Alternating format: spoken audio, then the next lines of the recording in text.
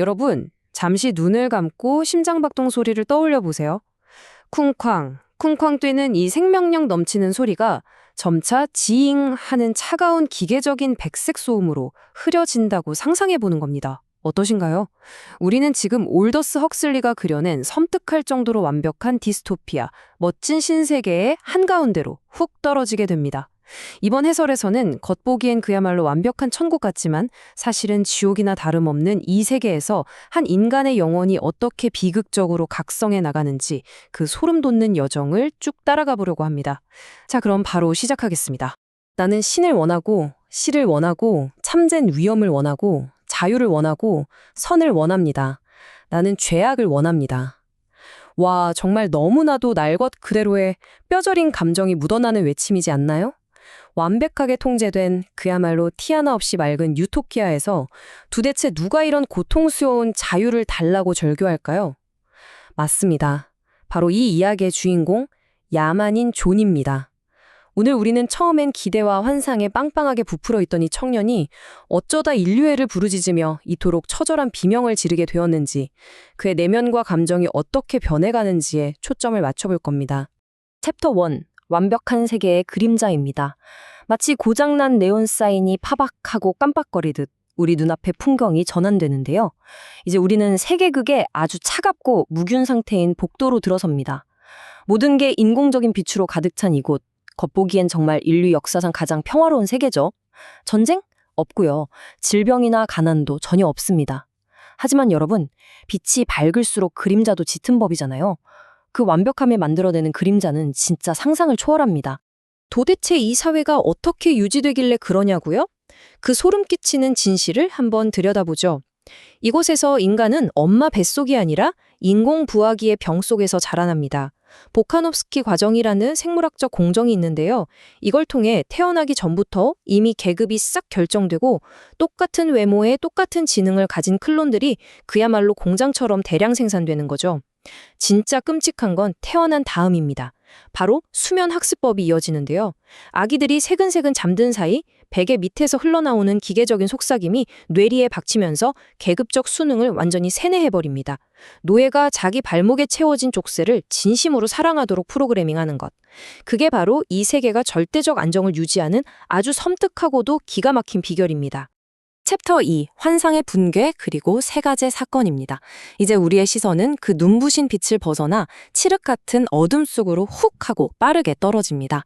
문명세계 밖에 있는 야만인 보호구역에서 자라며 오집 어머니의 옛날 이야기만 듣고 이 세계곡을 동경했던 존. 그가 마침내 그렇게 꿈에 그리던 유토피아에 발을 딱 들여놓았을 때 그를 기다리고 있던 건 아주 차갑고 잔혹한 현실이었습니다. 존의 감정이 얼마나 극단적으로 변했는지 한번 비교해 볼까요? 과거의 존은 정말 순진했습니다. 셰익스피어의 멋진 문장을 인용하면서 멋진 신세계요 라고 막 감탄을 쏟아냈죠. 그에게 문명세계는 마법 같은 기술과 선한 사람들이 바글바글한 그야말로 꿈의 이상향이었습니다. 하지만 현재의 존은 어떤가요? 본능적인 혐오감에 구역질마저 느낍니다.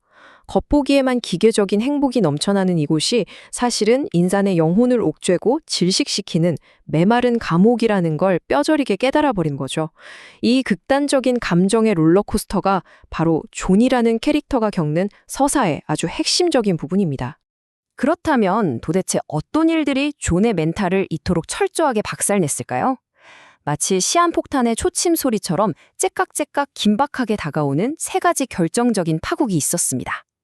첫 번째는 그 완벽함이라는 이름 뒤에 숨겨진 폭력을 목격한 충격, 두 번째는 어머니 린다의 비극적인 죽음, 그리고 마지막 세 번째는 세계 통제관과 벌이는 치열한 이념의 충돌입니다. 하나씩 찬찬히 뜯어보죠. 첫 번째 충격은 족간반사 양육소라는 곳에서 일어납니다.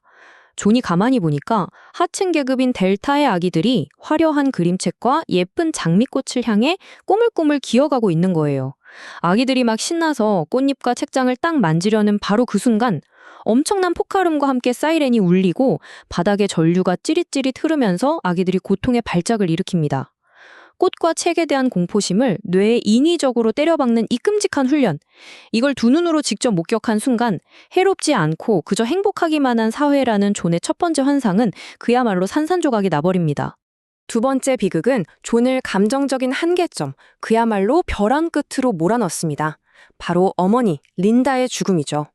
보호구역에서의 그 끔찍했던 삶을 보상이라도 받으려는 듯이 린다는 오직 소마라는 환각제에만 찌들어 인공적인 안개 속으로 완전히 숨어버립니다.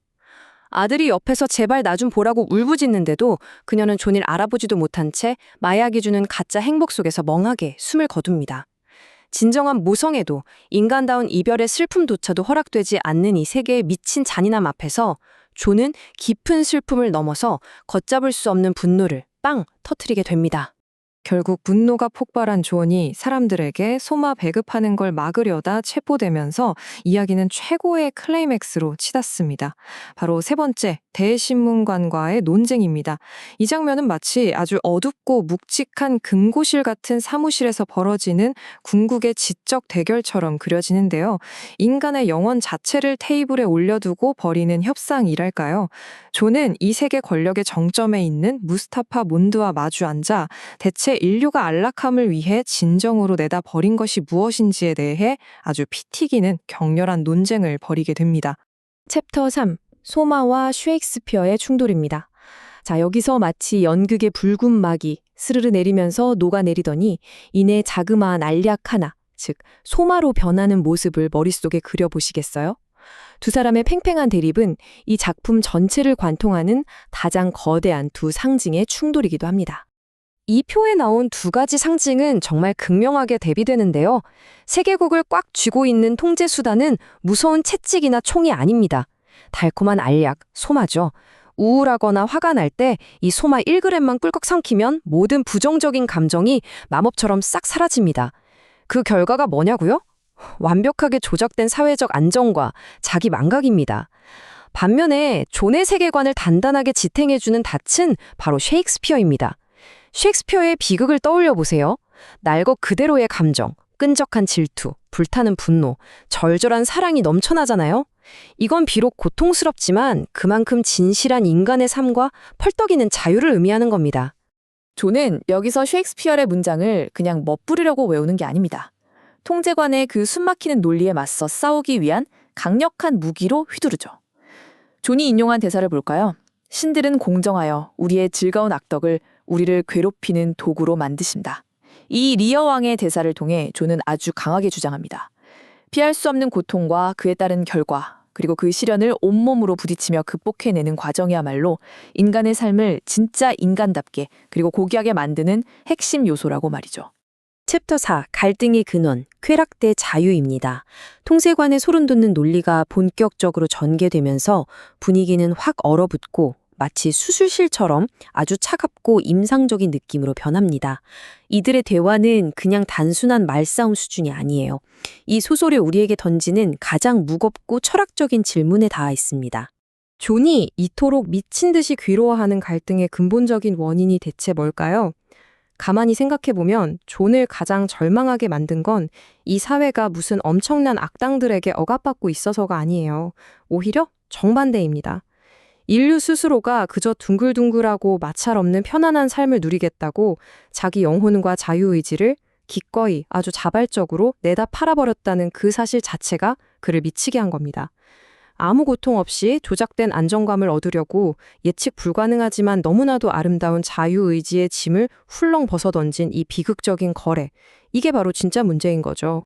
통제관 몬드의 주장을 들어보면 묘하게 설득력이 있어서 더 섬뜩합니다. 우리는 안락함을 선택했다. 고결함이나 영웅주의 같은 건 다 불안정한 사회에서나 필요한 거니까 싹 다 없애버렸다. 얼마나 깔끔하고 합리적인가요? 하지만 존은 핏대를 세우며 절박하게 항변하죠. 눈물을 펑펑 흘릴 줄 아는 권리, 늙고 쭈글쭈글해질 권리, 심지어 끔찍한 질병에 시달릴 권리까지 다 내놓으라고 소리칩니다.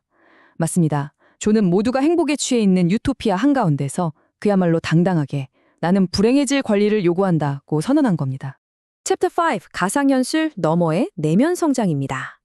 자, 여기서 존이 겪은 이 복잡한 내면 성장을 우리 삶에 빗대어 깊이 이해해 볼까요? 화면 속 디스토피아의 풍경이 마치 디지털 픽셀처럼 파바박 조각 나면서 우리에게 아주 익숙한 현대적인 모습으로 변한다고 상상해 보세요. 우리가 잘 아는 바로 그 가상현실 VR 헤드셋 비유를 한번 들어보겠습니다.